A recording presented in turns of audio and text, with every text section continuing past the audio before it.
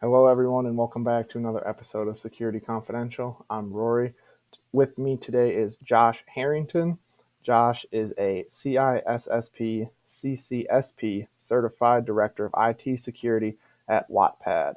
He has a degree in information technology with a specialization in networking and IT security and has a minor in operations management. With nearly a decade of cyber and IT related experiences, Josh has utilized his knowledge of industry threats and emerging technologies to guide businesses in adversary roles from implementation to leadership development, both internally and in the greater Toronto area. Josh, welcome. Hey, Rory, thanks for having me. Absolutely, it is.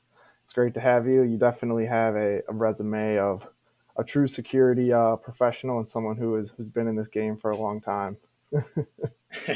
I appreciate that. It's something I want to continue to grow. So, although it may be impressive now, let's see where it is in the next 5 to 10. Absolutely, absolutely. Your career has been extensively involved in tech, from a support analyst all the way to an engineer and now director of security. Talk to me about this journey for you, and at what point did you transition more towards a security role rather than an engineer? Yeah, great question. So I think the truth is, I've always had my eyes on security, being within the security industry as well. But when I started, security wasn't as big as it is now. I mean, there's obviously talk about this as far as the U.S. government.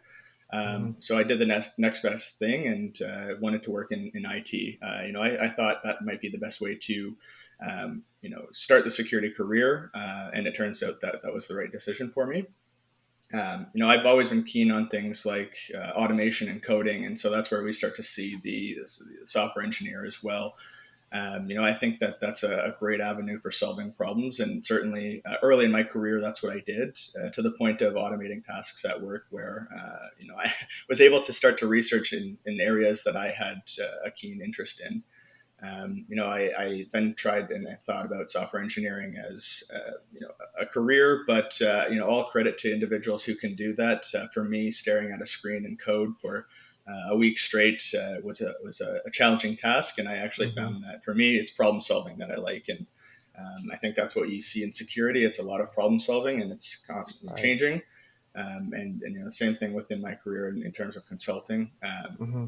You see a lot about the challenges, and then you solve those from a business perspective as well as a technical perspective. And for me, I think every day that makes coming to work and doing my job a lot easier, to the point where it doesn't necessarily feel like a job. It's more of a passion.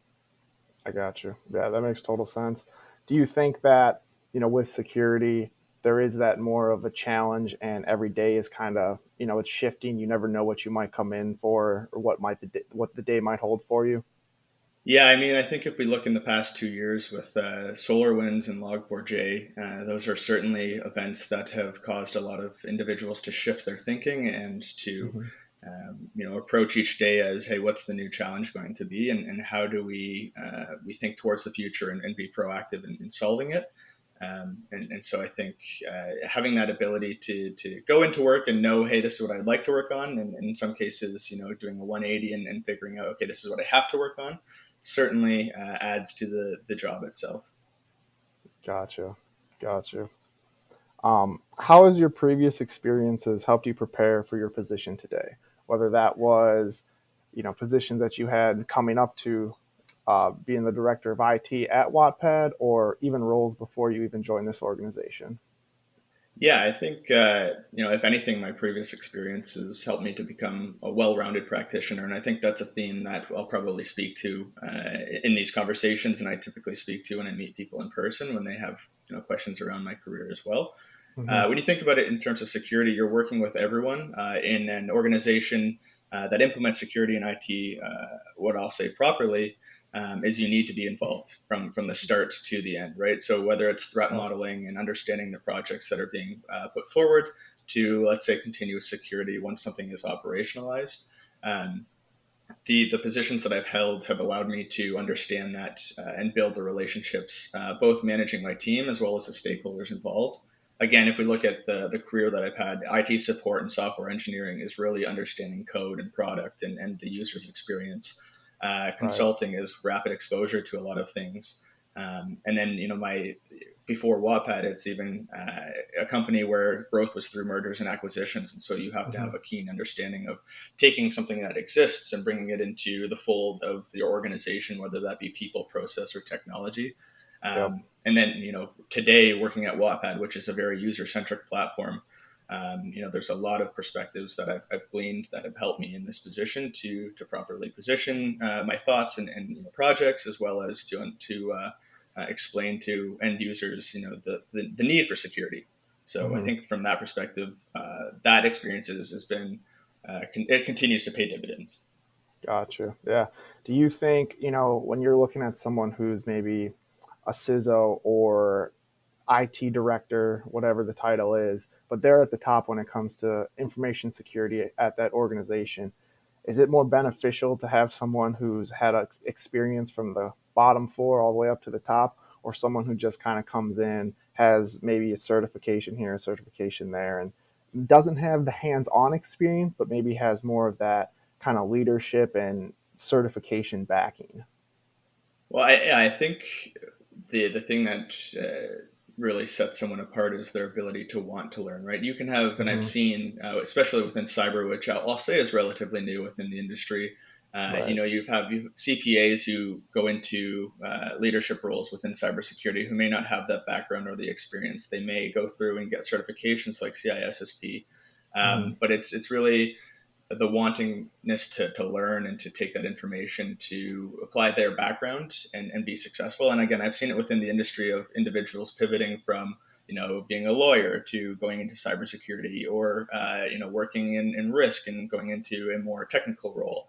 Mm-hmm. Um, so I think that there's all walks of life that have the potential for success. It really comes down to the want and the curiosity to take those practices and build upon themselves and evidently their business as well.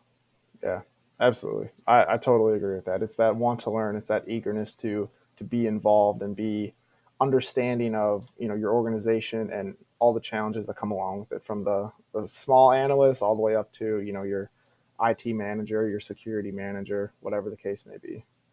At Wattpad, your company provides an open source for both readers and writers, correct? Yeah, absolutely. Okay. Wattpad's all about the users. I think like many platforms, call it your Facebooks or your Reddit or any other ones, it's the user base that really makes the organization or the platform. Mm-hmm. At Wattpad, it's about penning your unique story, connecting with readers in a safe space, and sharing experiences through the written language. And who knows, possibly turning your creativity into the next big Netflix or Hulu hit. I Okay. think we've seen that in a couple of those platforms with stories that originated from Wattpad. Wow. Yeah, that's awesome. That's really cool. What kind of security challenges then have come along with that, that open source platform? Yeah, I think we're no different than a number of other players within this industry. Obviously, you need to look at things like your ransomware, business email Mm-hmm. compromise concerns, malware. But what's unique to Wattpad and some of the platforms like this is treating users as an extension of your platform or your security program as well. From our perspective, we have to look at content that's on the platform to make sure that it's adhering to regulations, laws, and compliance needs as well.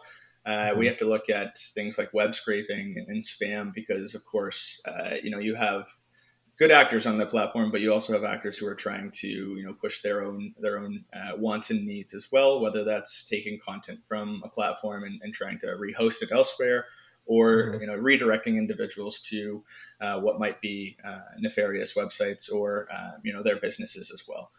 So from that perspective, those are some of the challenges that we see outwardly. Looking Right. inwards, I think from the perspective, it's again very similar. You need to make sure that code is secure. You need to make sure that the organization understands security as a whole, and I'm sure we'll get into that as well.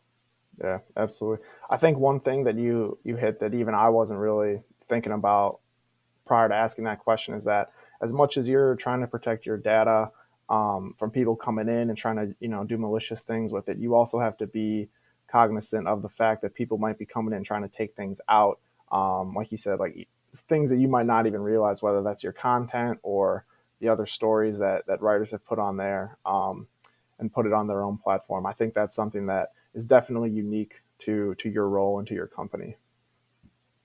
Yeah, and I think it's always changing, right? So again, the common adage is that data is the new oil, and we certainly have a lot of data. So it's just making sure that we secure it from all ends, and so that's certainly a challenge at times, but it's definitely rewarding to make sure that individuals who are using the platform feel safe to really throw their ideas to the platform because they know that it's under good hands. Yeah, absolutely. That user experience is probably key. So people continue to come back to your platform. I can only imagine there's probably other companies or organizations who kind of offer the same thing. Yeah, definitely. And I mean, I think that's one of the challenges within security realm itself is making sure that we find an avenue to share those challenges and work Hmm. towards them together. I think security typically has been seen as a clandestine operation where you hold things close to your chest. But Right. I would love to see in the near future the ability to share findings, and whether that's through conferences or otherwise. I think that's something that we as security practitioners need to potentially open up to. Yeah, I think that's a great point because it's a lot of times, what sets you apart is maybe your ideas or your technology or whatever you've been able to develop as a security provider. So, how do you make that, common knowledge at the same time, still turning a profit, still retaining your customers and growing at the same time? It's a paradox for sure. Absolutely. If a small company brought you in to build up a security program, what are the top three areas you would start with? Yeah, I think this is another great question, especially as we see cyber start to grow, and your mom and pop shops should start to think about security as best as they can as well. Hmm. There's thousands of products all aiming to solve the same set of problems, but my recommendations would be typically less so around technology and around the people and process. So. For me, I think it's important to build a relationship and crawl the organization, similar to website crawling or scraping. Hmm. You're going to find a lot of the good things, but you'll also find bad practices. You'll find potentially old pen test reports, audit reports, governance structure. Really understand the business needs, and you get that through conversations with individuals, which I think Right. is absolutely the foundations that need to be started before you look at a lot of implementation. Um, Secondly, I look for planning for foundations. So this is a little bit more technology centric, but it's establishing policy, things like foundational alerting and reporting. Hmm. And then, I think the thing that is well known, but maybe not well understood is cyber training for the organization. Right. I think that creation of the environment for training allows you to build upon, what is something new. You're typically going to be strapped for individuals and potentially financial resources. Hmm. So it's very important at the start to look at positioning your program as a program of champions, right? Cybersecurity Right. champions. That'll at least help you until you put forward your business cases for additional headcount or Hmm. financial uh, improvements, right? So I think from Yep. that perspective, it's reiterating it's building relationships, establishing foundations, and then creating an environment of training and champions. Yeah. If we're and, Absolutely. and sorry, just to go back to No. that as Yeah. well. Go I mean, ahead. if we're speaking strictly on technology, and I think we can get off of that as another topic is asset and data management, alerting and logging, and then incident readiness. So all of those I think plan into a phased approach as well. Yeah, definitely. And I think, you hit it on the head with kind of that partnership where, you hear it all the time in cyber and in security, how it's not a technology problem, right? It's a people problem. Well, that people problem isn't necessarily just in your organization. It's that ability to communicate with maybe your security provider or who's running the security in that organization. It's got to be everyone's got to be on the same page. And the more well-rounded you are, the more working as one you are, that security problem is going to go way down. Yeah, and I think within the organizations that you're in, or actually the industry as a whole, it's about listening. Often Hmm. when you just listen, you're going to find the individual is going to tell you about some of the problems they're seeing. I know just in having conversations and one-on-ones with people at our organizations, even today, I'm still uncovering potential risks or areas of improvement. I don't think that's ever going to change. Right. If you're in an organization without risk, then let me know what that organization is. Yeah, I couldn't agree more with you there. Um, So I guess we'll just build right off that. What kind of security tools now are must-haves for an organization of any size? I mean, mom and pop shop to your Fortune 500s. What are some of the ones that you think are must-haves?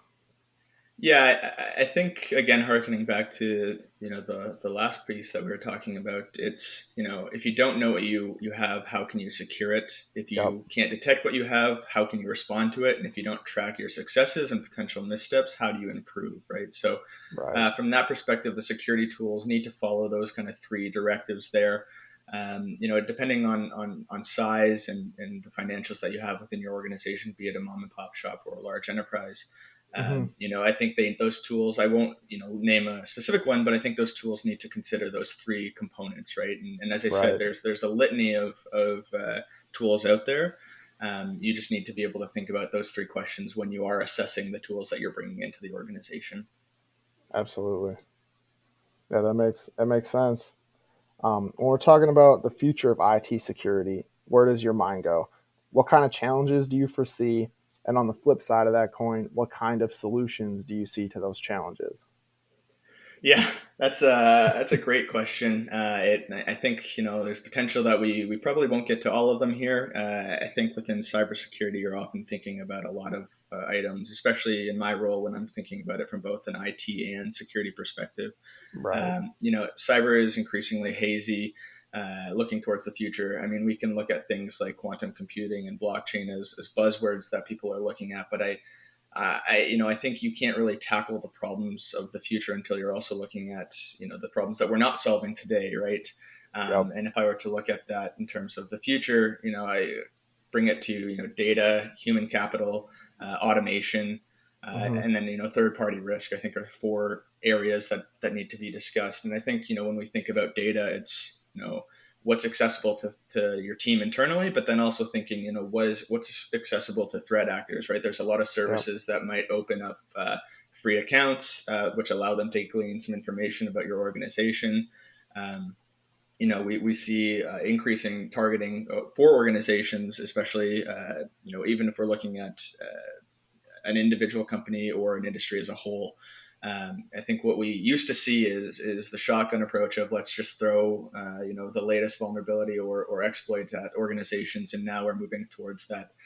For lack of a better analogy, the sniper rifle approach, because you have the information to start to be directive. Obviously, it doesn't mean that the shotgun approach is outdated, but it gives them an Right. additional weapons in their arsenal. Right? When we have data, we're able to glean a lot more.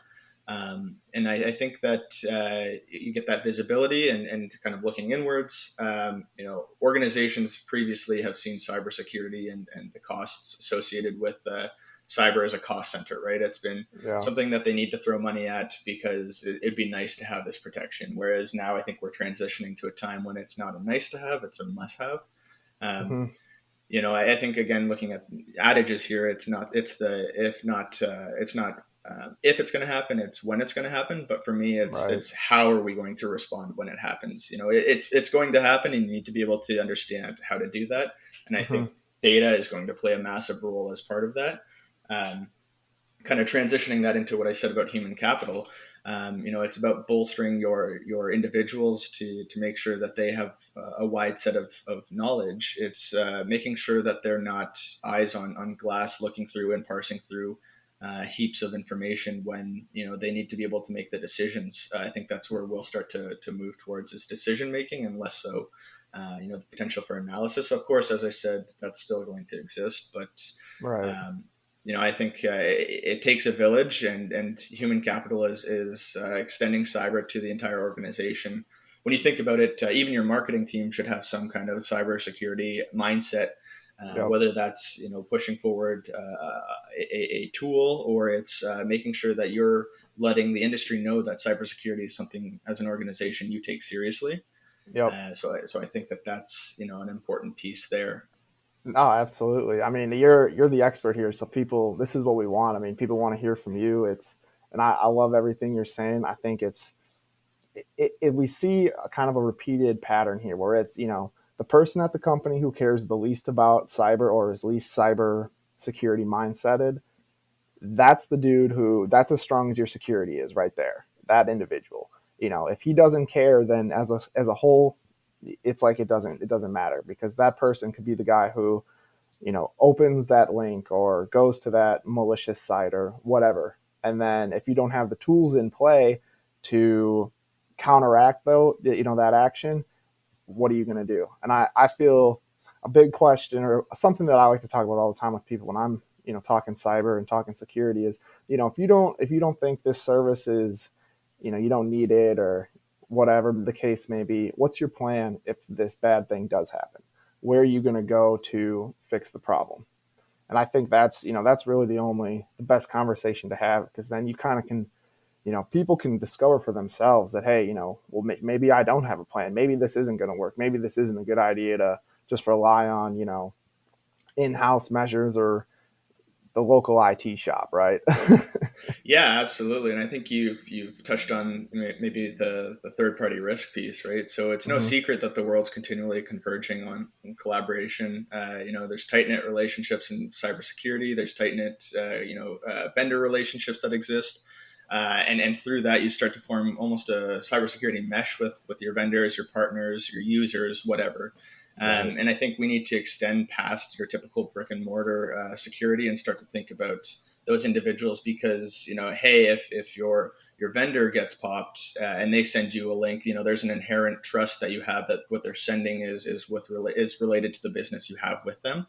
Right. We need to look at how we assess and consolidate these risks together, and as I said, share and communicate these findings almost like a unified security operations center. Mm-hmm. And I think it's only through things like these distributed decisions and coming together that this mesh starts to make sense and allows us to proceed beyond awareness and towards reduction of the attack surface that we see. So those are things that I'm looking at, right? It's reaching out in some cases. My perception is that vendors are a little bit annoyed because in some cases, there's, hey, I've got to make these sales, I've got to make this happen. We're here supporting the business itself, but again, going back to that, it takes a village. The village also includes your neighboring village, right? It includes what Right. they're doing, and that might affect your risk as well. Mm-hmm. And so I think it's important to establish a relationship that goes beyond the business. And I think that's something that I continually think about. It's they're a vendor, and yes, they need to hit their quotas, but at the same time, they're trying to solve the same problems you are, and that's why you're working with them. Right. Definitely. It's a partnership at the end of the day. It really is. It's not, that traditional, we sell you this and then, let us know when you want to buy something else. It needs to be ongoing. It needs to be that constant communication. If there's gaps that need to be filled, both parties need to know about that so we can fix the problem right away. Because security is inherited business, whether that's, on your side or on your client side. It's If one person's having a security issue, it's going to affect both of you in some way. Yeah, exactly. Again, harkening back to SolarWinds and Log4j, I mean Mm-hmm. the need to reach out and actually just seeing even on your LinkedIn page, just seeing a number of people posting about, hey, I found this resource, hey, this company is doing this, and taking all of that information and again, you're leveraging the information that's readily available to make sure that everybody is staying on that same trajectory. Right. Right.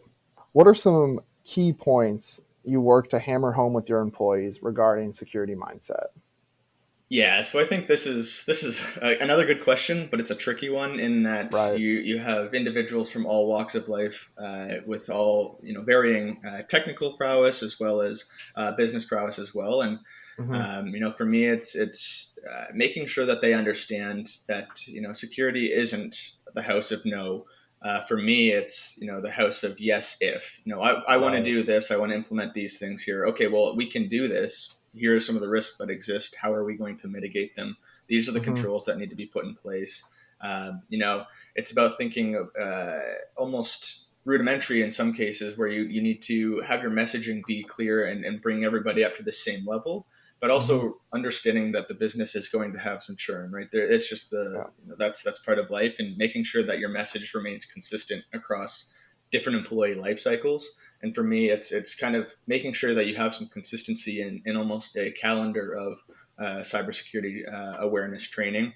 Um, Right. and harkening that back to obviously the trade-offs of speed of the business to deliver new products, to deliver new features, to take care of the end users, but also ensuring that there's the understanding of security. So, hey, we can code these things, we can use infrastructure as a code, but we need to consider these security measures. And so, for me, it's always hammering home the thought of if we do this, what is going to be the impact or result of this from a security perspective? What would you think is a potential hole that might exist in the process that we're putting together? And so Hmm. I think to extend security awareness and training and the security mindset, it's about thinking with security as one of the pillars in what you do, regardless of if it's accounting, regardless of its design and user experience. I think that that's something that needs to be hammered home, and it needs to be done tactfully, because as I said, there's individuals who come from different education, and they may hear something once and say, well, I've already heard this, it doesn't matter to me.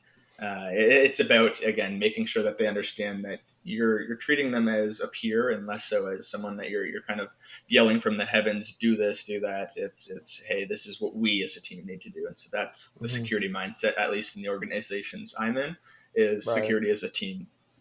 Yeah, absolutely. I mean, I think that's the best way to approach it. It's, it's not I'm telling you to do this. It's like, hey, we just need everyone, needs to think about this, approach it from this angle.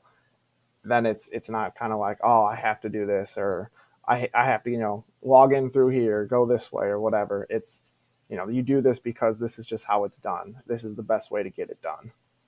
Yeah, I mean, to your point around logins, right? If you're Hmm. using identity management, it's going to impact the user's experience of, well, typically I used to just look at this sticky note on my desk, enter this password into this place, and that's how I logged in, and it was so easy. And now I have to do multi-factor authentication, and it slows me Right. down.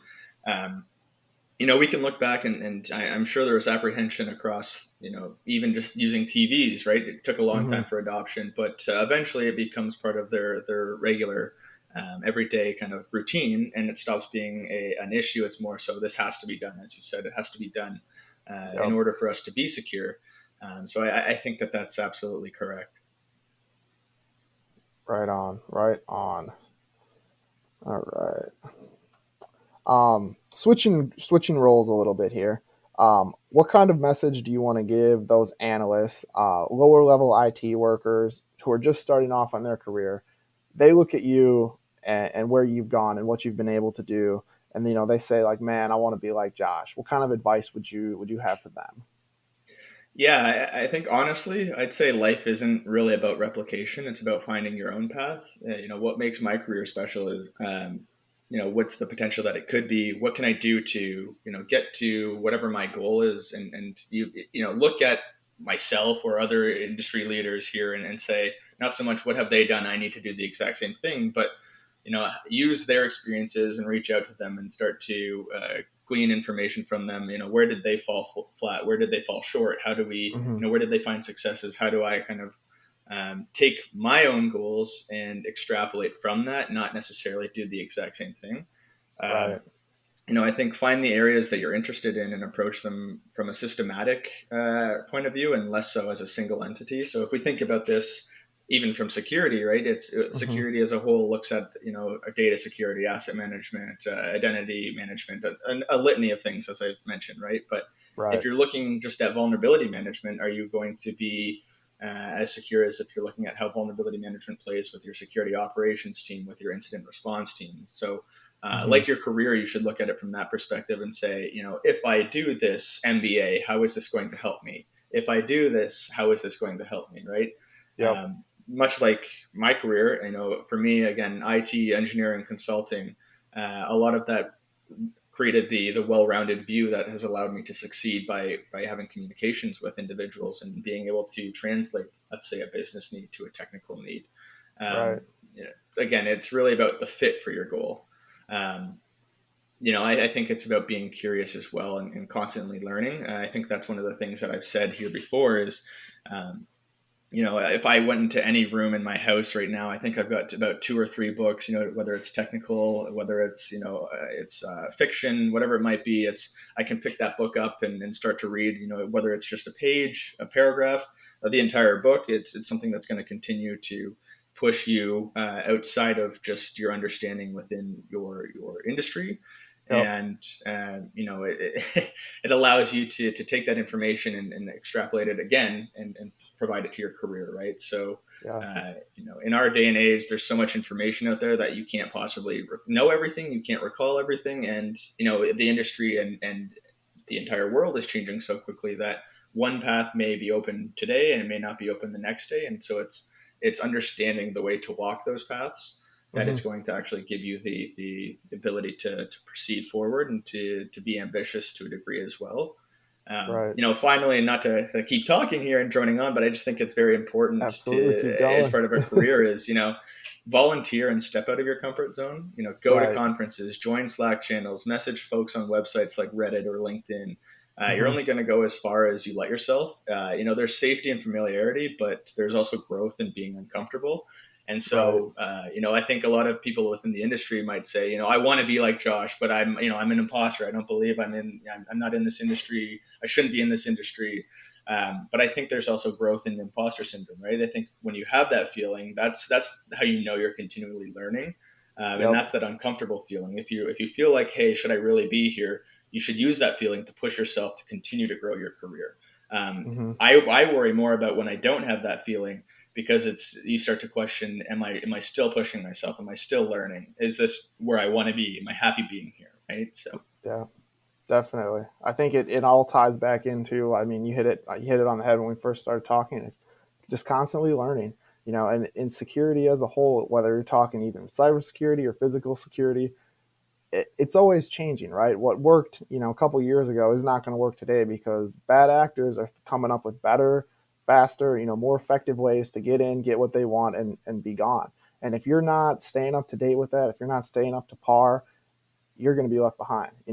Someone who has all these certs is not going to be as valuable as the guy who reads the latest on who hacked into here and what's going on over here. They're going to be up to date, knowledgeable, and tip of the spear, if you will, on the most current threat, the most current, you know, um, yeah, threat against the organization. I guess kind of rambling yeah, there. no, I know, but it makes sense, right?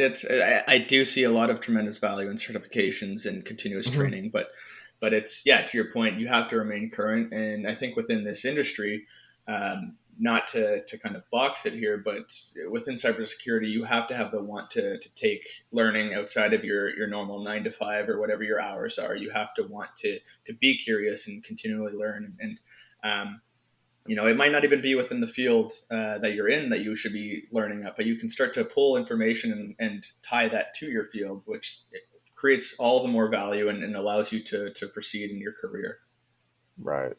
Yeah, absolutely. I mean, a little bit over here, a little bit over there, and you're going to be more well rounded than you would Yeah, if you were just, focused on one aspect of this. And like we've talked about before, it's security is, it's not just one thing, right? It's not just one avenue. It's a whole, it's the organization as a whole. And every avenue in that organization has the potential to be the window that, bad actor gets in. 100%. If anything, what are some things outside of the day to day work that have helped you grow in IT? I know you just mentioned kind of volunteering.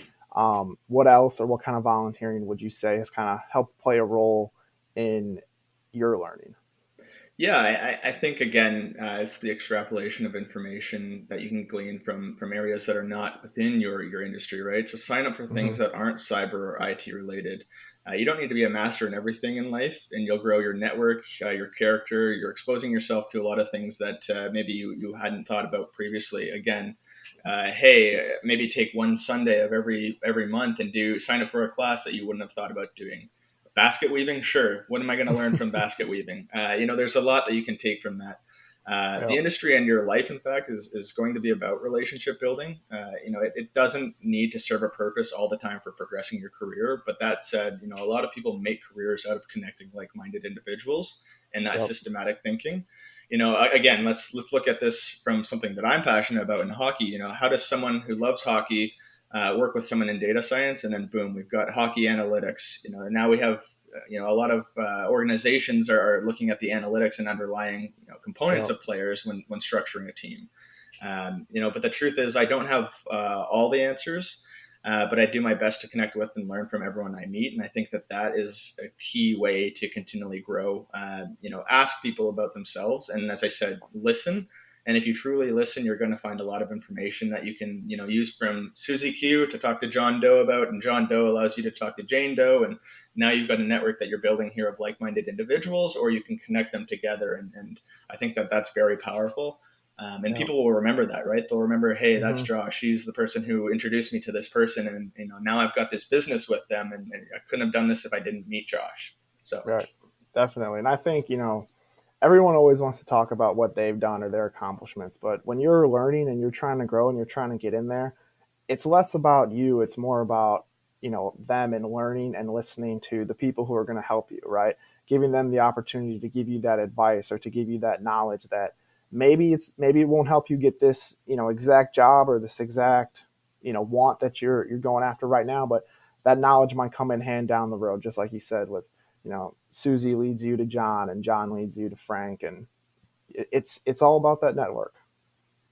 yeah, and I mean, I'll be the first to say that I see myself as A, competitive, and B, ambitious. But Hmm. there's a certain amount of patience that you garner from listening to people and understanding. It's going to help feed that competitiveness, that ambition to move on to the next step, to move to where you see yourself in 10 years, right? And when someone Right. asks me that, it's really my answer is, right, where do I see myself doing the same thing, and where is the organization taking me? Who knows? I'm just going to keep listening, and I'll move as things start to make sense as a result of it. Right on. Nothing better than that, honestly. Yeah. um, so I imagine you have a lot of input when your company looks to bring on new IT cyber employees. What are some bullet points that are a must on a resume for you to even consider that individual? Yeah, so the old resumes and cover letters. I might split the room or the listeners here. Maybe it's a new way of thinking. Obviously your resume needs to match the job description. If I'm looking for technologies, tools, an analytical person, someone who's willing to continually learn. I think that's a theme that we've had here in our conversations today. Hmm. But I'm looking for on a resume something that tells me about you briefly, quickly, right? Right. I'm looking at within the job itself, 5 technical skills, 5 soft skills, whatever that might be, and rarely am I looking at cover letters. Again, I think that's maybe a new way of thinking, but there's a pool of 100 people. There's a lot of individuals, a lot of tools, a lot of very similar technologies that individuals might have access to. Hmm. So for me, it's the ability to quickly take on new work, to quickly learn about technologies. Right. As I said, we've talked about, certifications are great. It shows that you have the ability to take new information and learn about it. Even better if those certifications have an application or a practical aspect to them to show that you're not, someone who can do multiple choice really well. Looking at things like their personal projects and what are they doing outside of their job. Because I'll be honest with you, there's a lot Hmm. of positions in the industry that have very very similar resumes and resume templates, and what you're looking for, what you should be looking for is what makes me stand out above the templates. If I am using a template, what is going to make my template and my information that is potentially the exact same as this other person who I'm up against, Right. what's going to make me stand out? And I think that from that's what you should be looking for. And beyond that, you're selling yourself to me through conversations in the next step of the interview process. Yeah, definitely. I think one thing that you hit on that I really didn't even think about, but then working here at Dark Rhino, the tech guys, they opened my mind to it, is that on that resume, it shows a lot if you can bring projects that you're doing outside of work. Maybe it's you're working on, I forget, the Raspberry Pis, right? Or you're making like a Pi hole or something that's going to help your home network or whatever, right? That shows that initiative, that willingness to learn. That kind of is. It's not, oh, I have this certification because I watched the videos, then I click through and now I'm, Net Plus certified, right? But it's someone who does something that nobody's asking them to do, and they're doing it strictly for themselves or strictly because they want to explore this or they want to learn more about this or they want to know how to do this. Yeah, again, that's exactly it. Again, the home network, right? Is Hmm. hey, did you tell me about the media server that you set up? What were the challenges that you had? Why did you choose some of Right. the software you chose? Oh, you wanted to know about your smart devices and the metrics they're collecting on you, so that you can get a personal best on your lifting, on whatever it is. Like, to me, that's what really sets someone out. Is they're again, we're going back to the same theme. You're wanting to learn, your ability to take on projects that are outside of your 9 to 5, that really shows to me that you care about the industry beyond what the paycheck gives to you at whatever the interval is, right? And so to me, Yep.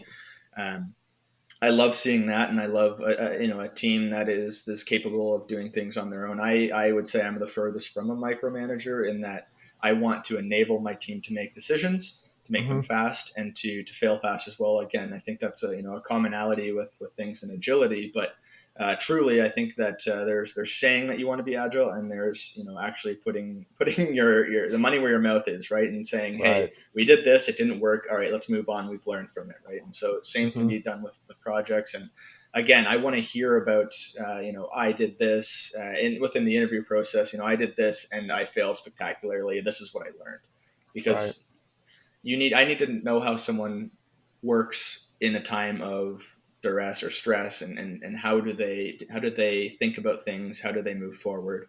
Hmm. And I think hearing about failures is a great way to do that, because I'll say the same thing in terms of when you're telling stories to friends. There's no bad story, there's lessons learned about it, right? Oh, I got hit Yep. by this car, well, I learned maybe I should look both ways when I cross the street, right? So I think Absolutely. there's a lot you can glean from that.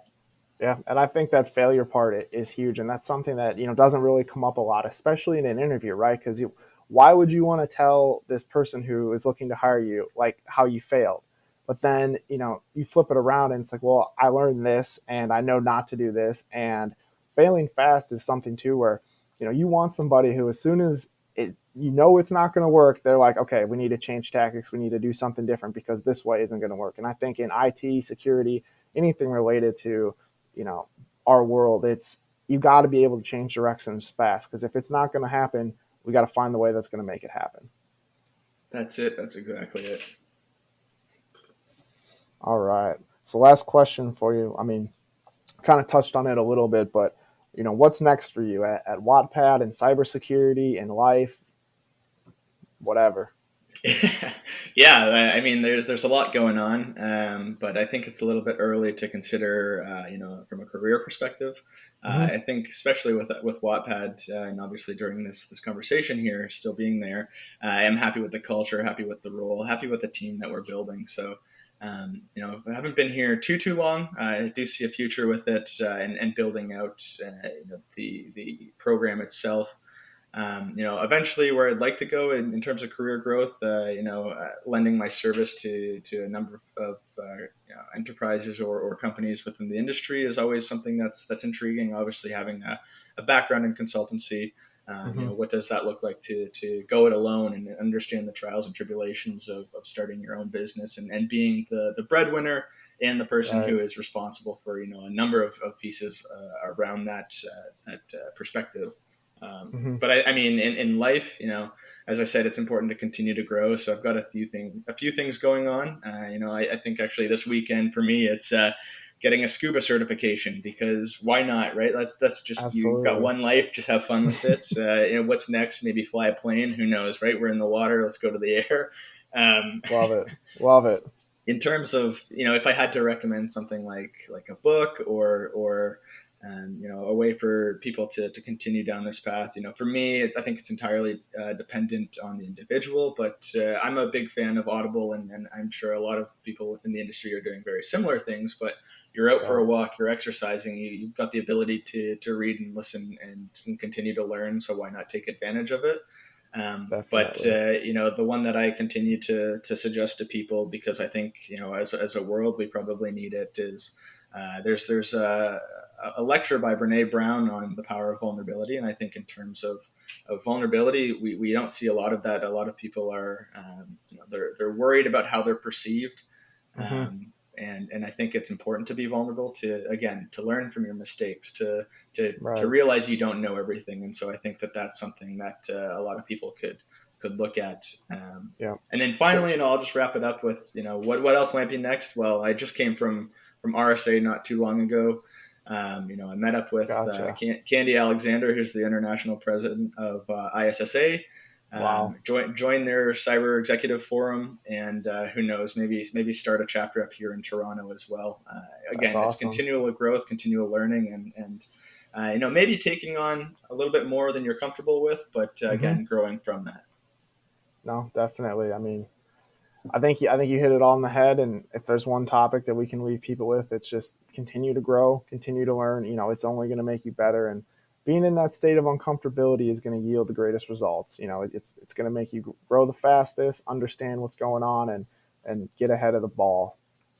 Yeah, and I think pay it forward, right? So for those Hmm. of you who are listening to the podcast, absolutely reach out to me. I'm on LinkedIn. Reach out if you need some mentorship, if you have questions about things, even if it's, hey, I've got an issue with our IAM work that we're doing. What have you done to see success? Again, I think from my perspective here, if I can leave anyone with some information, is reach out, be vulnerable, ask questions, continue to grow, and I think that's where you're going to see success, and kind of break down those walls that are artificially built up as a result of being in this industry. Definitely. I think that's the perfect way to close it out. Well, Rory, it's been a pleasure chatting with you, and I mean, I'm happy to come back anytime and talk about whatever's in the now. Absolutely. I mean, I've had a great time too. I always learn a lot on these things. So I enjoy doing them. And I thank you for taking the time out of your day and look forward to connecting with you again soon. Appreciate that, Rory. Thanks. All right. Thank you.